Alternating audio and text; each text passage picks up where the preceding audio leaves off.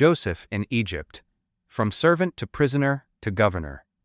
After many days, Joseph arrived in Egypt as a slave. However, God did not leave Joseph to go into Egypt alone.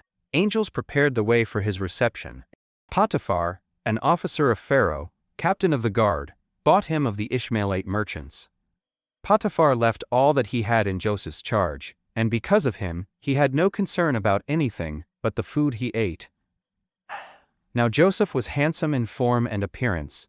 And it came to pass, after these things, that his master's wife cast longing eyes on Joseph, and she said, "Lie with me."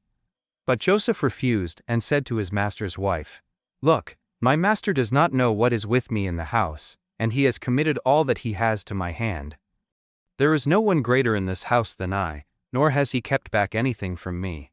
But you, because you are his wife, how then can I do this great wickedness and sin against God?" Potiphar's wife falsely accused Joseph of a foul crime, when she saw she was left with his garment in her hand, and he had fled outside. Then she requested her husband Potiphar to put Joseph into the prison. But Yahweh was with Joseph, and showed him mercy, and he gave him favor in the sight of the keeper of the prison.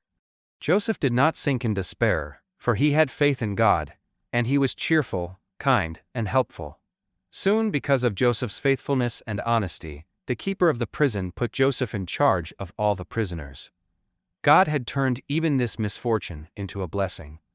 Pharaoh had had a dream that troubled him greatly. One of his servants told him about Joseph, and immediately Pharaoh called for Joseph and said, "I understand that you can interpret dreams."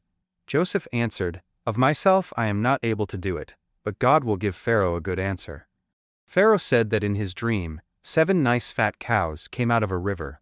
Then 7 thin cows ate up the 7 fat cows. But they still looked thin, poor and miserable.